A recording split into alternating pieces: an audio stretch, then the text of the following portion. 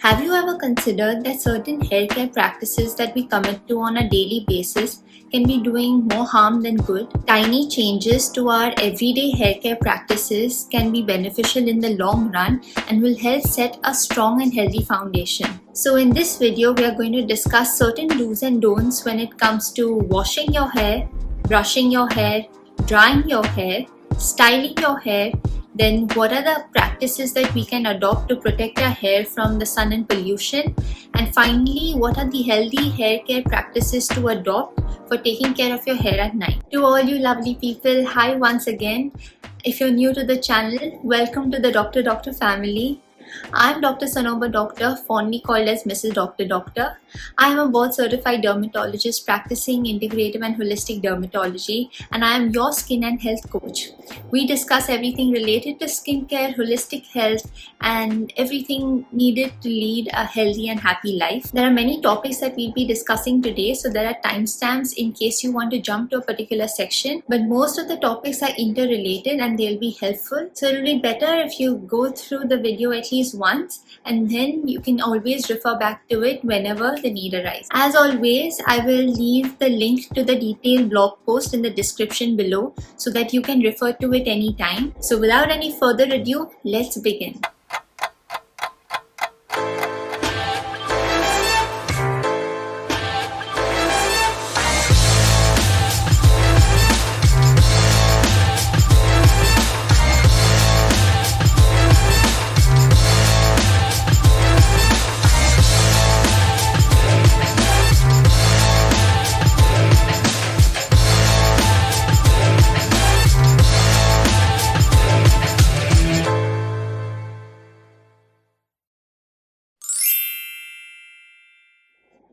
Now there are actually a few things that you could be doing wrong in the shower that is stopping your hair from looking its best. So let's look at the tips that you can try out. Tip number 1 is using a hair oil. Massaging your scalp is one of the best things that you can do to nourish your scalp and hair externally. While it might not be possible to do this every single time, it is a good practice to do this at least once a week, where you take some amount of coconut or almond oil, rub it in the palms, rub it between your palms and warm it a little, and then slowly massage your entire scalp. And you can apply, if you have long hair like mine, apply it a little over the hair. This will help boost the circulation to your scalp. It will help recondition your hair and will give you the shine and bounce and that nice radiant look for healthy hair. Tip number 2 is being mindful of the water temperature that you use to wash your hair with. Now we know of late there is this entire craze of this cold water with its anti-aging and health benefits, but if that is something that you're not up to, actually using lukewarm water is one of the best water temperatures to wash your hair and your entire body with, for that matter. But hot water is a complete no-no. Hot water actually strips off the moisture and our natural oils from the scalp, and it is not a good practice in general. But if you're used to having bath with really hot water, at least try this out. Try to use lukewarm water for washing your hair and see the difference. One pro tip is rinse your hair with cool water one last time before you step off the shower. This will help seal the cuticle of the hair shaft and keep it strong and healthy. Tip number 3 is diluting the shampoo. Now I often took this step for granted and assumed that everyone was aware about it, but in my years of practice, I still have clients getting surprised every time I stress on the basics of hair washing, and the foundational one being diluting the shampoo. Now commercial shampoos are made up of really harsh chemicals and they will strip off the natural oils of the scalp if we are not going to dilute it. So a very good practice is to dilute 1 to 2 pumps of shampoo in a jug of water and then use that for cleansing your scalp. Tip number 4 is applying a conditioner only on the hair shaft. Now a shampoo has to be applied over the scalp so that you can cleanse it thoroughly, but a conditioner has to be applied only over the hair shaft. It has certain ingredients that will help align the outer cells of the cuticle, that helps the hair become more manageable, and it also helps to protect from the environmental stressors and certain styling procedures that we subject our hair to. So the conditioner has to be applied right from the mid length of our hair right to the end, but never on the scalp. Men generally tend not to use a conditioner because they have short hair. But if you like to keep your tresses long, then applying a conditioner to the hair shaft will be a good practice for you. Now the last question that I want to answer when it comes to washing your hair is to alter the frequency of hair wash. Now there is no hard and fast rule of how frequently you need to wash your hair. It all depends upon the type of work you do, the kind of environment you are subjected to. So if you're somebody who is part of a physical activity or work activity which leads to sweating a lot, or if it is very dusty around you, or if you're subjected to outdoor environment all the time, then washing your hair every other day, or in fact every day with a mild shampoo, will be a good practice because you really want to remove those pollutants off the scalp. But if you're working indoors or if you have really long hair, then washing your hair once or twice a week will be sufficient as well. What is important is the type of practice you are adopting while washing your hair. So oiling your hair before a hair wash, massaging your scalp, applying a conditioner, these are all good practices that will help protect your hair. In fact, frequent hair washing will also strip off the natural oil, so that is something that you really want to avoid. Now let's discuss the do's and don'ts for drying your hair. Quite often we take this step for granted, but wet hair is fragile and is prone to more breakage. Hence, paying attention to this step is actually very important. So here are a few things to keep in mind when you step off the shower. Number 1, do not rub your hair dry. It might be really tempting to rub your wet hair with a towel to just dry it off quickly, but the friction that is caused by rubbing your wet hair, which is already so fragile, will make it frizzy, increase the chances of breakage, and will lead to overall damage in the long run. Tip number 2 is use a hair wrap or an old t-shirt to dry your hair. It is completely fine if you use your conventional traditional towel to just wrap your wet hair, but they are generally rough. So if you have an old cotton t-shirt, or you really get very good quality inexpensive cotton hair wraps to wrap your wet hair, it is a very good practice instead of just leaving your hair to air dry. Tip number 3 is avoid blow drying. Now I know this might seem a little tough to do, and blow drying really gives your hair that fluff and that beautiful look like on-screen idols have, but blow drying can damage your hair just like other heat styling tools can. So if you really want to use it, I would suggest limiting its use for important or special events. Now my last tip for you when it comes to drying your hair is connected to a previous one. That is, if you want to continue blow drying, then use it only when your hair is partially dry. Now if you are somebody who absolutely cannot stop using a blow dryer, then making this one simple adjustment will really help protect your hair. Blow dry your hair when it is around 70% dry and use the blow dryer on the lowermost setting. It is also very useful if you will use the diffuser attachment that comes with it. Now using a blow dryer on partially dry hair will give some time for your cuticle, which is the outermost layer of your hair shaft, to close and seal the hair shaft before the heat from the blow dryer can actually damage it. In case you're wondering about these terms like cuticle, hair shaft, hair follicle and all these things, I actually discussed this in detail in the previous video, so you can check out that video later on as well. Now let's discuss the do's and don'ts of brushing your hair. We all know that knots and tangles are a major cause of hair breakage. But the truth is that there is more than simply going straight at a comb or brush every single morning to just comb your hair. Tip number 1, do not comb wet hair.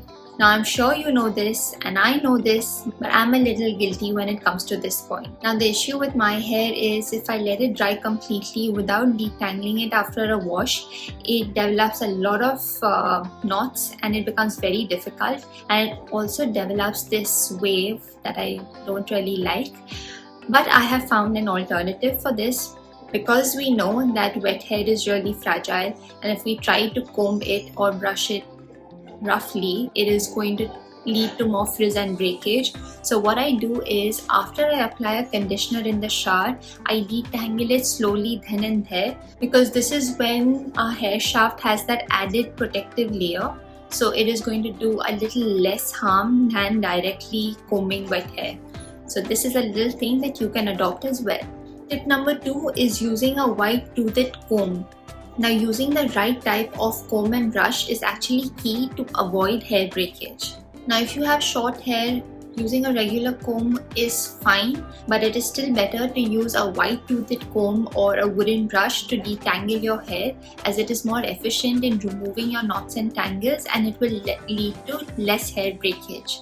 Tip number 3 is detangle from the ends to the scalp. You may or may not be aware about this, but detangling from the root to the end is actually going to lead to more knots and entanglement of your hair.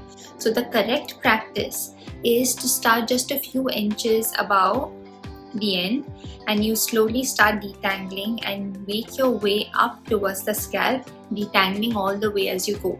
This is going to lead to less knots and tangles and will lead to less hair breakage. Now let's talk about styling your hair, since there are a few things that I want you to keep in mind. Number 1, avoid using heat as far as possible. Now it is best to avoid heat styling tools altogether, but if using heat styling equipment is non-negotiable and you need to use it, then limit using it at least once or twice a week, not more. Tip number 2 is trim your hair regularly. Now my hair requires a trim right now, and it is a very good practice to trim your hair every 8 to 12 weeks. This will get rid of split ends, which form as a result of heat styling, stress, pollution, smoking, and so many other factors. I want to burst one myth that is associated with trimming your hair. I have heard people say that if you trim your hair regularly, your hair will grow faster and longer, but that is not true. Your hair grows from the hair follicle that is present within the scalp, and that is determined by the health and the condition of your scalp and your overall body. It is not related to how frequently you trim. Trimming will only ensure that your hair remains healthy, but it is not going to magically make your hair grow longer. The last point that I want to bring to your notice when it comes to styling your hair is don't tie your hair up really tight. Avoid tying your hair up in really tight braids or ponytails or buns, because this is going to lead to a lot of traction and stress on the hair follicle. This will in turn lead to hair fall, headaches, and it can also lead to a condition called traction alopecia, which we will discuss later on. Now let's discuss certain tips to protect your hair from the sun and pollution. I am all in for the life-giving force of the sun, but the harsh afternoon rays, especially during the summers, coupled with the innumerable pollutants that we are being subjected to today, does more harm than good when it comes to skin care, hair health, and our overall health of the body. So here are a few things to keep in mind when you want to enjoy outdoors. Number 1, wear a hat or scarf. Now all of you all know that I'm a Zoroastrian and we always wear a scarf to our fire temple, and it is actually a very good practice to continue keeping our head covered throughout as well. I try to do it as much as I can, but otherwise it is a very good practice to wear a hat or a scarf when you go out in the sun.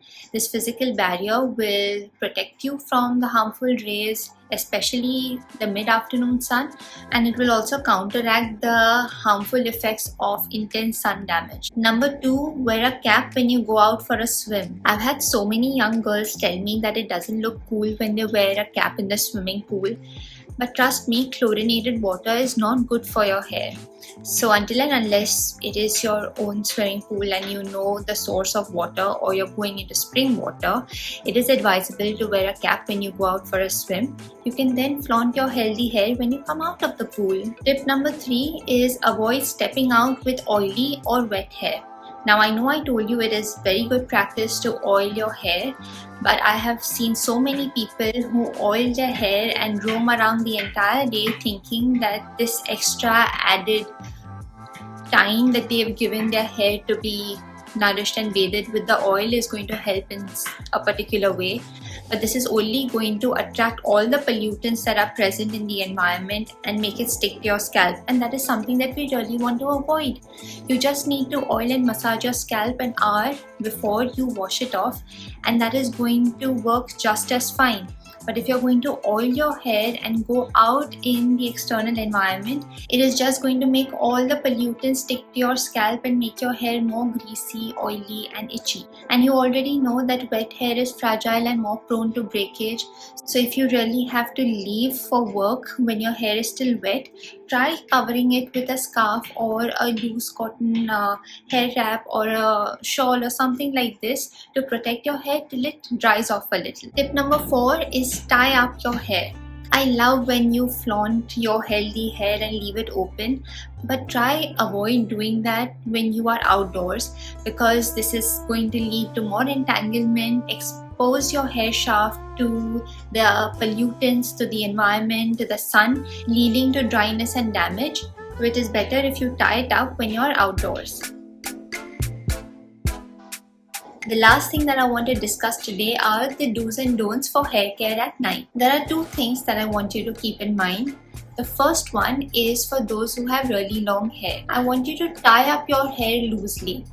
Now, out of experience, you must have realized that if you leave your hair open, you end up having a lot of knots and tangles when you wake up the next morning. But I've also seen a lot of people tie their hair up really tight when they go to sleep. This way they even wake up the next morning with a headache, and they end up getting a lot of hair fall as well, because your hair is being subjected to so much stress and traction throughout the night. This is the time of rest and repair. So it is a very nice practice to tie your hair up in a loose braid or in a loose bun. This will prevent it from tangling and ending up with a lot of knots, but it will also keep your scalp light and relaxed so that it can rest and recuperate and leave you fresh in the morning. If your hair is longer than shoulder length, it is a good practice to tie your hair loosely before you go to sleep. Tip number 2 is moisturize your ends and your scalp a little. Now, it's not really necessary, but it is a good practice if you just take a few drops of coconut or almond oil, again warm it within your palms, and then gently just massage your scalp and apply it over the ends of your hair shaft. This will help keep it nourished, will give you a relaxed feeling that will promote restful sleep, and you will wake up with a refreshed, relaxed and rejuvenated mood the next day. I really like adding 1 to 2 drops of lavender essential oil when I do this. It really gives me relaxed and restful sleep that night. But make sure you source good quality essential oils, because there is a lot of adulteration and a lot of fake ones out there. Alrighty, I hope you found this video helpful. Today we mainly discussed the external factors to keep in mind during our everyday hair care practices. If you have any questions or you want me to cover a particular topic, feel free to leave it in the comments below. Share it with all your girlfriends, because having healthy, bouncy hair is everyone's goal. And I hope and wish the best for you. If you found the video helpful, please like and share it with all your loved ones. I am so grateful to all of you all for all the lovely comments and feedback that you all are sharing down in the comments below. Also, don't forget to hit the notification icon when you subscribe so that you can get notified every time a new video gets released. Stay healthy, stay blessed and take care. See you soon.